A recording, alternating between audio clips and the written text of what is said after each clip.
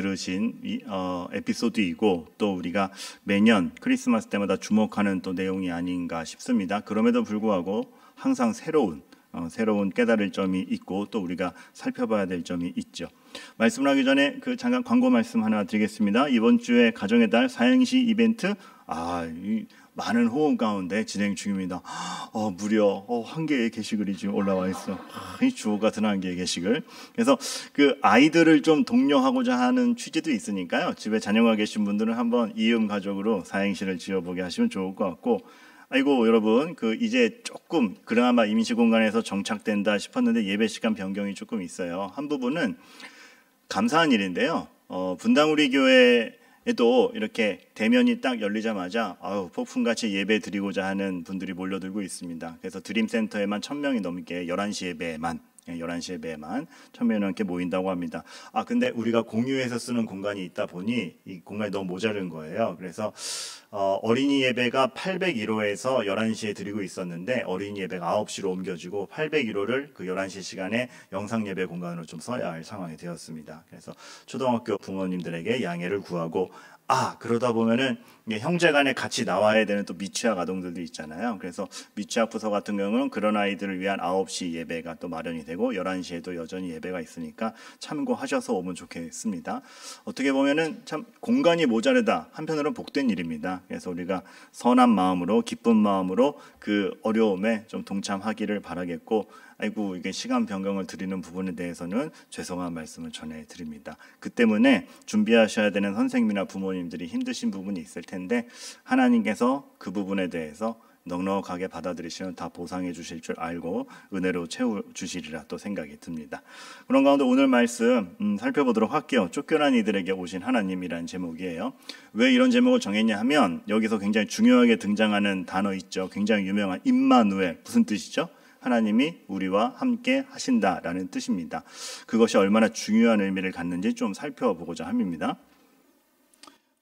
이거 갑자기 좀 생각나서 그런데 여러분 교회에서 흔히 하는 말인데 모르시는 뜻이 정확히 뭔지 모르시는 것도 좀 있지 않으신가요? 할렐루야는 뭐죠? 하나님을 찬양하라. 아멘. 그렇죠. 믿습니다. 혹은 나는 하나님의 그 의견에 동의합니다. 네, 그런 뜻들이 있죠. 혹시 이거 궁금하다 싶은 거 셀라는 저도 몰라요. 네, 그거는 그냥 추임새라서 아무도 정확히 몰라요.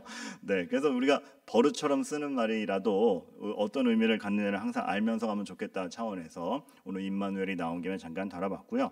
오늘 그 말씀을 딱 읽어가면 한 에피소드인데 굉장히 중요한 접점 포인트들이 있습니다. 그 중에서 먼저 하나는 이것이죠. 성령으로 잉태되었다라는 말입니다. 많이 아는 말인데 이것이 그냥 거룩하고 은혜로운 일이었구나라고 물론 그 뜻이 있죠. 근데 더 엄청난 뜻을 갖는 게 사도신경을 보면 사도신경은 교회의 아주 주요한 신앙 고백을 요약하여 딱 만든 하나의 단문입니다. 한 페이지에 다 보일 정도로 그 한 페이지 안에 성부, 성자, 성령에 대한 사실을 굉장히 중요한 것만 반복되지 않게 정제돼서 넣어놨겠죠. 근데 그 사도신경에도 뭐가 나옵니까? 성령으로 동정녀 마리아에게, 그죠? 성령으로 잉태됐단 말이 나옵니다. 그만큼 중요한 문제입니다. 어떤 측면에서 그러냐면 성령으로 잉태되었다라는 것은 말하자면 사람의 몸을 통하여 사람으로 나신 것은 맞는데 사람의 손길을 타서 생긴 생명체가 아니라는 뜻입니다. 즉 죄와 무관하게 난 존재라는 뜻이 있죠. 인간의 역사가 아담이 타락한 이후에 새로 시작하고 또 새로 시작하고 하나님의 백성으로부터 다시 시작해도 늘 타락이 멈추지 않았습니다. 그 말인즉슨 죄인으로 태어나서 하나님의 은혜 없이는 죄와 무관하게 살 수 없는 존재라는 것이 역사를 통해 밝혀지고 있었죠. 근데 그러한 가운데 인력을 통해서가 아니라 하나님이 한 여인을 온전히 성령으로 잉태하게 하셔서 그 죄의 역사를 끊고 죄와 무관하게 나오신 존재가 바로 예수님이다라는 걸 강력하게 표현한 겁니다. 그래서 성령으로 잉태되었다. 드디어 죄의 역사가 끊기고 죄를 극복하고 죄에 전혀 영향받지 않는 그 구원자가 나셔서 우리를 위해 일하시구나. 너무 놀라운 표현인 것이죠. 그 성령으로 잉태된 때가 약혼했을 때입니다. 이것도 참 주옥 같은 일인데 하나님께서 다윗을 통해서 약속하셨죠. 그 지난 주일에 그리고 지난주 수요일이네요. 지난주 수요일에 살펴보았듯이 다윗에게 하나님이 주신 약속, 너의 씨, 너의 자손을 통해서 내가 영원히 멸망치 않는 나라, 영원한 왕을 세우리라고 하였는데 정말로 그 다윗의 자손에 속하는 유다 지파에 속하는 요셉 가정을 통하여서 이 성령으로 잉태된 마리아가 잉태된 겁니다. 법적으로는 약혼을 하고 결혼이 예정되면서 그 다윗의 자손에 편입돼 들어간 것이죠.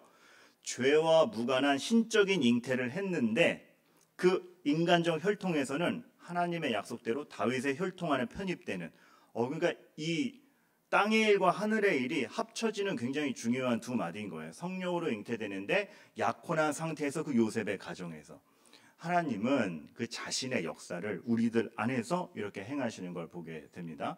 그리고 또 하나, 이름을 누가 짓나요? 이름을 누가 짓죠? 그 예수라는 이름을 요셉과 마리아가 짓지 않습니다.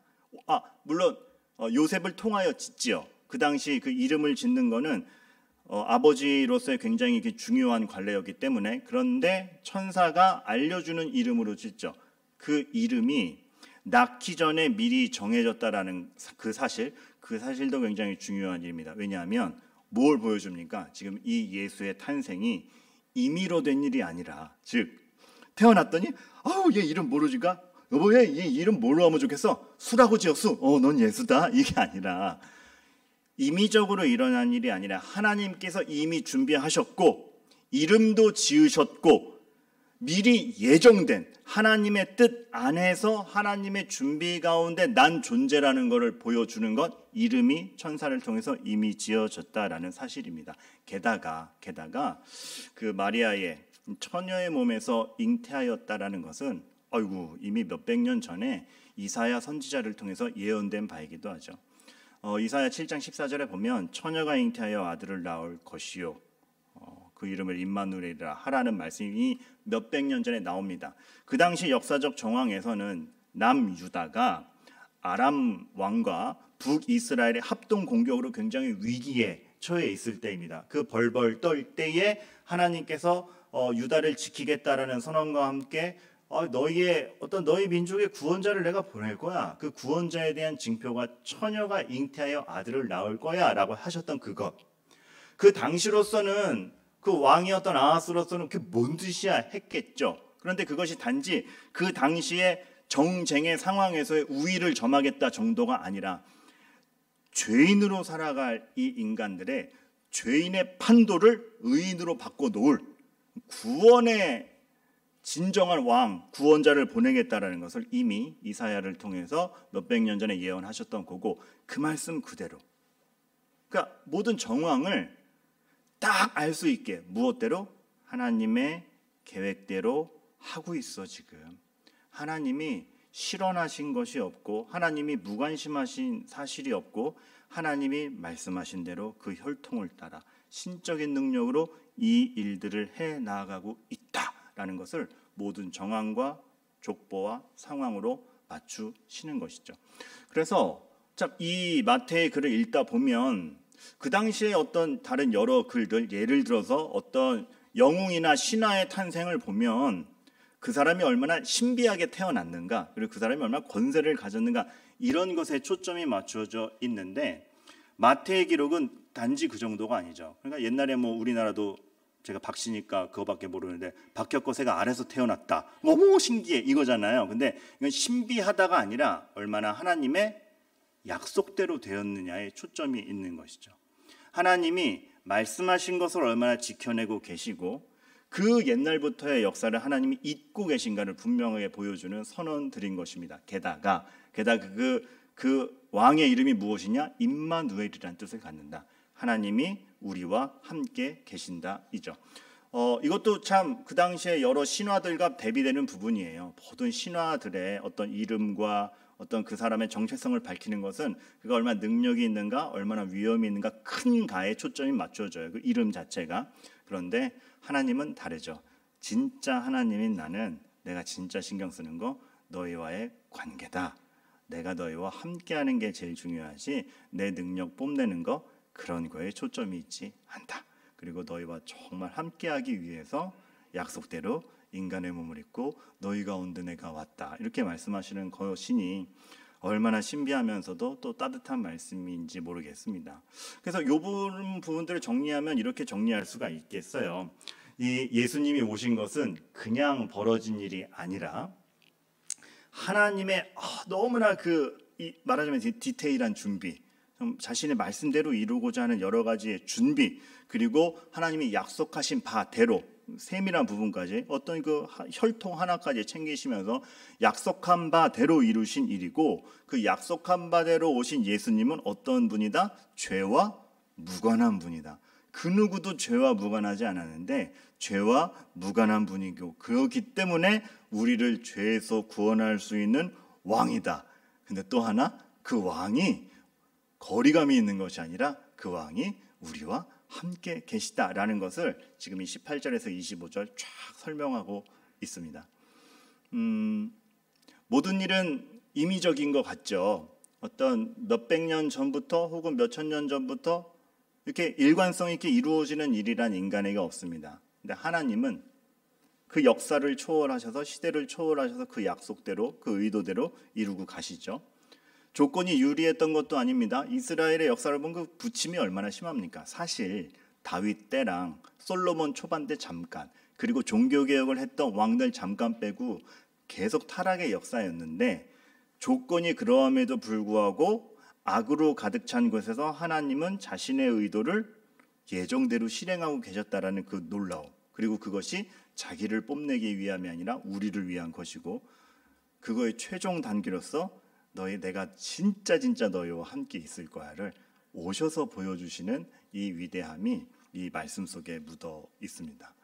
그래서 우리는 예수님을 믿는다, 내가 정말 예수님의 사람이다라는 그것을 무엇보다도 관철시키기 위해서는 내가 그 예수님, 죄와 무관한 채로 오신 예수님, 즉 나를 죄에서 떨쳐내고 싶으신 그 예수님의 마음을 알아서 내 인생도 그렇게 만들어가는가를 먼저 체크해야 되는 것입니다. 우리들의 어떤 행동 반경, 행동의 선택은 늘 내가 얼마나 죄에서 자유로운 자가 되어가는가에 초점이 있습니다. 하나님의 초점은 우리를 죄에서 건지는 것인데, 저희는 죄에서 건지는 것에 초점이 있지 않고 지금 내 앞에 있는 난제를 어떻게 타개하는가, 내 상황이 나아지는가에 더 관심이 있기 때문입니다. 근데 하나님은 이것은 부차적으로 두고서라도 일단 죄에서 꺼내고, 죄에서 꺼낸 다음에 이 상황을 낫게 하든지 안 낫게 하든지. 근데 죄에서 꺼낸 상태면은 상황이 어떻더라도 견뎌낼 수 있는 웅장한 의인이기 때문에 그 부차적인 것은 옵션이 되는 그런 인생을 꾸리고 계시거든요. 그 초점이 다르다 보니, 하는 것이 다르다 보니 우리에게는 여호와는 나의 목자신데 왜 부족함이 있죠? 라고 질문이 되는 거예요. 근데 그 초점을 맞출 필요가 있죠. 예를 들면 이런 겁니다. 제가 어떤 수련회를 갔는데 그 수련회가 좀 대대적인 수련회였습니다.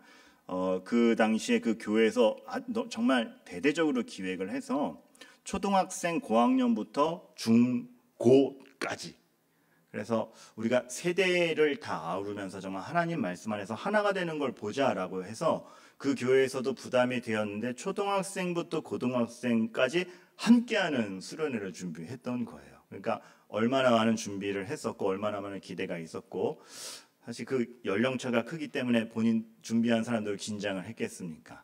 근데 제가 딱 갔는데 낯설교부터 시작을 하는데 분위기가 너무 안 좋은 거예요. 낯설교부터.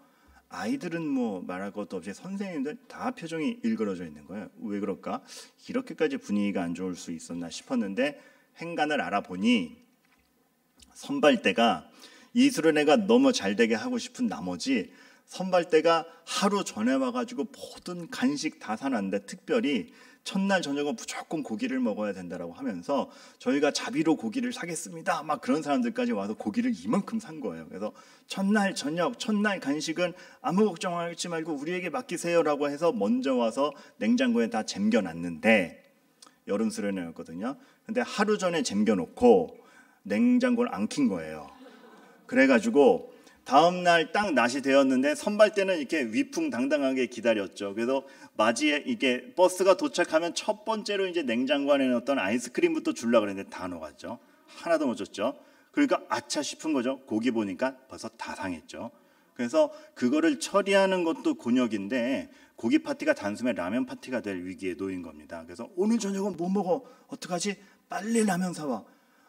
그 얘기를 듣는데 굉장한, 참 사람이 그 위기의 순간에는 이기적으로 된다고. 그때 이 수련회 어떡하지? 그걸 걱정해야 되는데 나도 저녁에 라면 먹는 건가? 이제 네, 이게 참 강사가 돼가지고 그러니까 저도 그랬는데 애들은 어땠겠어요? 선생님들은 어땠겠고. 그러다 보니까 네가 잘했네, 내가 잘했네. 그래도 뭐 대안책은 마련했을 거. 아니 냉장고 뭐 한 사람 누구야? 왜 이 수련회장은 냉장고를 꺼놓는가부터 시작해서 서로가 서로에게 삿대질을 하기 시작한 채로 첫 예배가 이루어졌던 거예요. 애들은 교사가 싸우고 있으니까 애들 나름대로 짜증나고 간식 뭐 없고 저녁에 라면 먹는다는 소문 벌써 퍼뜨리고 수련회 강사라고 왔는데 무슨 보험회사 직원 같은 사람 올라와 있고 막 이러니까 짜증이 났던 거예요. 설마 저 사람이 목사냐 뭐 이러면서 제가 그날 저녁에 그래서 그런 상황을 알고 정말 그 피폐한 저녁을 먹고 이제 저녁 예배 딱 왔어요. 찬양이 끝나자마자 제 첫 번째로 이 말을 했습니다. 그때 영적인 싸움을 해야 됐고 그때 기준을 못 잡으면 나머지 2박 3일이 다 실패할 것 같아서 선생님들과 학생들에게 공통적으로 이 말을 했습니다. 이 수련회의 성패는 딱 이 말을 했죠. 이 수련회의 성패는 누구도 누구를 원망하지 않는 것에서 결정된다. 이 수련회가 잘 된다라는 것은 우리가 화려하게 파티를 하고 잘 먹고 풍족하고 그래서 즐거움이 아니라 이 수련회의 성패는 하나님이 귀한 선물 주셨다. 이 상황에서도 누구도 누구를 원망하지 않으면 이 수련회는 성공한 거다. 그럴 수 있겠느냐라고 시작을 했어요. 뭘 말하고 싶었냐 하면 우리는 상황적 개선을 원하는데 우리가 늘 신경 써야 될 것은 내가 죄로 가지 않는 것이 훨씬 중요하다를 말하고 싶었던 거예요. 우리는 상황과 조건에 따라 분노하는 게 우리의 습성인데 하나님이 요구하시는 것은 그런 상황을 개선해 주는 게 우리 인생에서의 목적이 아니라 어떤 상황을 마주하더라도 내가 죄를 선택하지 않는 사람이 되게 하는 게 목적이 있는 것이에요. 그렇게 봤을 때 그 순간 그 수련회에서 가장 중요한 거 빨리 썩은 고기를 메꿔 놓는다, 아이들 간식을 챙긴다 이전에 누구도 누구를 원망하는 죄에서 자유롭게 하는 것이 그 수련의 성패였던 겁니다. 그리고 짧은 예화지만 인생 전체를 볼 때 우리 인생도 그렇고 우리가 그것에 초점을 맞추면서 매일의 삶을 선택해 가야 되고 판단해 가야 되는 것입니다. 그래서 그런 생각이 났었어요. 2000년 당시입니다.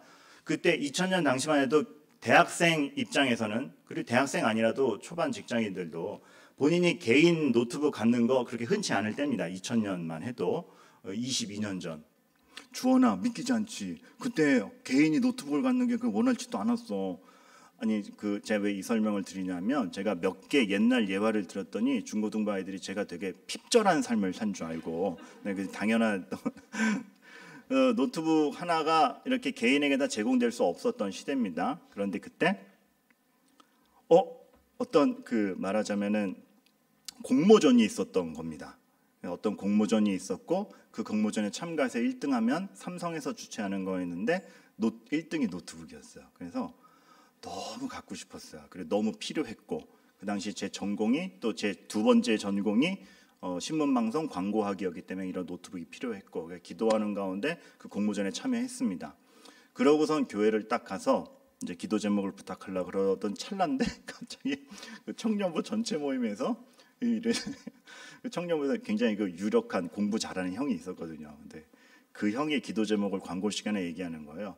오늘 우리 S 형제가 공모전에 나갔는데 삼성에서 주최하는 공모전인데 그 공모전에 1등을 하면 노트북을 준답니다.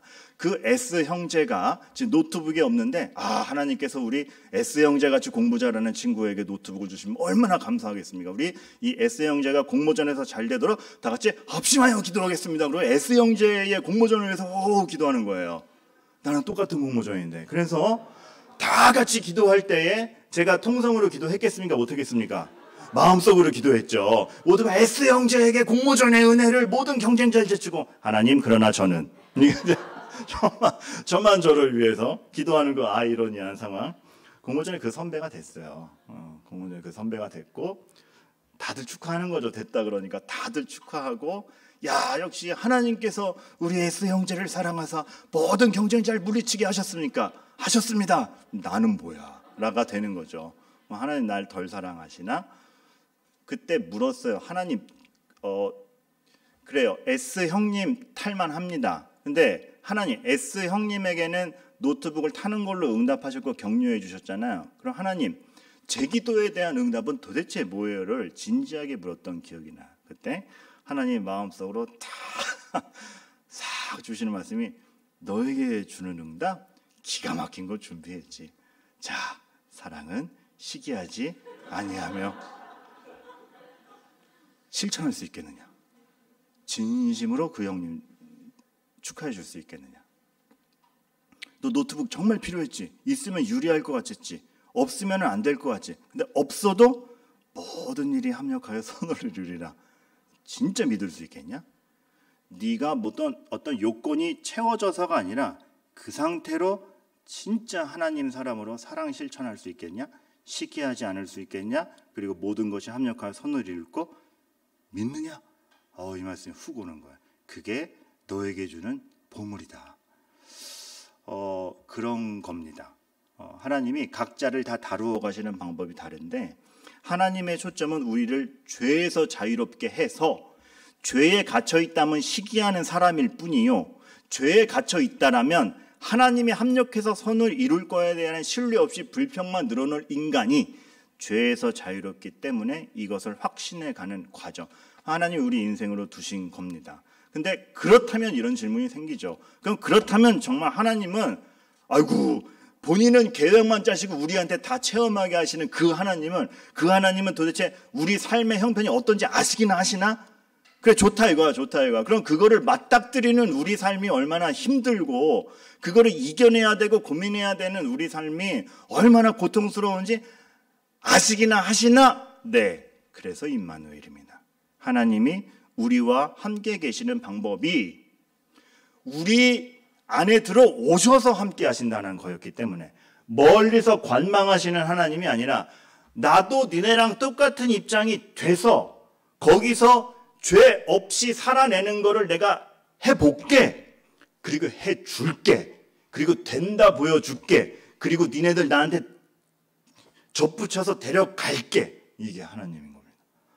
사실 그 성경의 역사를 보면 쫓겨난 우리입니다. 에덴 동산에서 쫓겨난 채로 살아가는 것이 인간의 인상이요, 어떠한 그 바벨탑을 쌓는 기술, 각종 왕정 시대, 정치가 발전하고 기술이 발달해도 타락해가는 게, 우리는 하나님 없이는 쫓겨난 우리 인생일 뿐이기 때문에 아둥바둥 죄의 타락으로 갑니다. 정말 옛날에 이거 스페인에 있는 성당에 있는 건가요? 그 아담과 하와의 표정, 쫓겨나는 아담과 하와의 표정 정말 잘 그렸어. 제가 후설로 들었는데 화가가 일부러 그 하와의 눈썹을 안 그렸다 그러죠. 정말 그 피폐함 자체, 그 피폐함과 문드러짐 자체를 표현하려고 머리결도 제대로 그리지 않고 그랬다는 얘기가 있죠. 근데 진짜 우리 인생이 그런 행보를 가고, 그래서 예수님이 오셨을 때도 우리 상태를 보고 목자 없는 양 같음을 보고 이렇게 슬퍼하시잖아요. 근데 그러한 하나님이 딱 찾아오셔서 성막을 지으라 그러시죠. 뭡니까? 같이 살자. 쫓겨난 우리인데, 쫓겨나서 자격도 없는 우리인데, 하나님을 다시 찾지도 않은 우리인데 찾아오셔서 함께 살자. 집죠. 내가 바로 가면은 나는 너무 거룩하고 니네는 죄인이라서 이게 맞닥뜨리지 못할 수도 있는데 올 수 있는 방법 다 마련해 줄게. 집 짓자. 너무나 행복한 우리 집을 지은 것이 성막이었고, 그래서 여러분 가만 보면 출애굽기의 상당 부분이, 여러분이 그 홍해바다의 충격이 너무 세다 보니 거기서 끝나는 줄 알잖아요, 출애굽기가. 근데 그것이 아니라 40장 중에 25장부터 40장까지가 성막 짓는 얘기예요. 그렇게 디테일하고 그렇게 자세한 이유가 니네 이렇게 만날 수 있거든. 그리고 이렇게 해야지 죄가 사해지는 방법이거든. 그리고 여기서 다 묘사하는 것들이 뭐다? 장차 오실 구원자에 대한 표상이란다를 너무나 아름답게 그리고 있는 거예요. 목사님, 그럼 그 출애굽기 25장부터 40장까지의 그 아름다움과 그 감동도 전해주세요. 오늘 다 할 수 없고, 그래서 주일날 출애굽기 강해를 하는 거 아닙니까? 어머, 난 주일에 또 와야겠네. 절로 마음이 생기죠. 그래서 이러한 따뜻한 하나님이 너무나 묻어 있는데, 이런 것을 볼 때 하나님은 단지 동정하시고 관망하시는 정도가 아니라 온전한 공감을 하시는 하나님.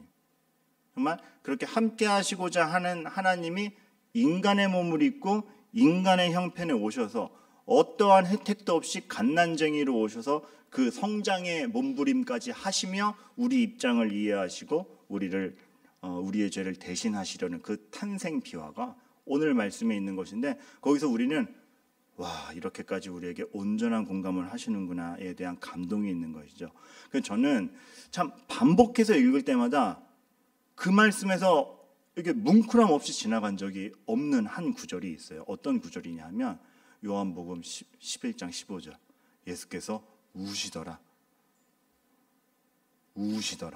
우리 슬픔 앞에서, 사실 이거 나사로 죽었을 때 아닙니까? 더 웃긴 거는 좀 있다가 나사로 살리실 거잖아요. 그러니까 예수님 입장에서는 왜 우냐? 살려줄 거야. 울지 마. 이럴 수 있잖아요. 그것이 아니라 같이 공감하시고 그 슬픔이 뭔지 아시는 거예요. 능력이 없으셔서 우는 것이 아니라 너무 우리를 잘 아셔서 너희를 그렇게 죽게 만들지 않았는데, 사실 너희들이 그런 슬픔을 당하지 않게 만든 게 다인데, 너희들의 삶이 그렇지. 내가 그거에 너무 공감한다. 근데 내가 그 어려움 다 치워줄 거야. 이렇게 우시는 하나님. 어느 인간이 만들어낸 인위적인 설화와 신화 모든 개념 중에 하나님이 운다라는 게 어디 있습니까? 그것도 온전히 인간을 위하여. 우리 하나님은 그 하나님이신 것입니다. 그래서 여러분, 오늘 이 말씀을 접하실 때 그렇기 때문에 잘 들으세요. 이 사실로 말미암아 여러분이 강력히 기도할 수 있는 거예요. 지금 내 감정 온전히 하신다. 지금 내 상황 온전히 하시고 그것이 얼마나 힘든지 하나님이 온전히 하신다. 그렇기 때문에 앙탈도 부릴 수 있고 강력하게 얘기할 수 있고 부르짖을 수 있고, 근데 그 기도 안에서 하나님이 분명히 나를 죄로부터 꺼내어서 전혀 새로운 걸 보게 할 길로 인도하실 거다라는 확신 가운데 우리는 진짜 강력히 기도할 수 있습니다. 목사님, 기도 어떻게 해야 될지 모르겠어요. 목사님은 어떻게 아무 때나 기도를 해도 그렇게 기도를 잘해요? 말을 잘해요? 그러니까 신학교를 나왔죠. 근데 그런 것이 아니라, 기도는 말을 잘한다는 문제가 아니라 그 하나님을 확신하고 있기에 어떤 말이라도 부모에게 토로해낼 수 있느냐가 더 관건입니다. 하나님은 그걸 받아주시는 분이고, 그렇기 때문에 여러분의 울부짖음이 영광스럽게 하나님께 갈 수 있는 겁니다.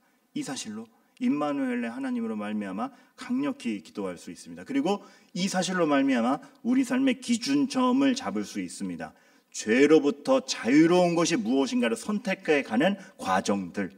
그러니까 이걸 하면 잘 될까? 이걸 하면 잘 될까가 아니고, 어떠한 선택 속에서도 내가 죄와 멀어질 수 있는, 죄로부터 자유로운 선택과 각오를 하고 있느냐, 그 초점에서 우리가 삶의 기준을 잡을 수 있는 것이죠. 마지막으로 하나, 여러분, 이 사실로 말미암아 우리는 면제되지 않는 삶 속에서 필사적일 수 있구나를 깨닫게 돼요. 무슨 얘기냐?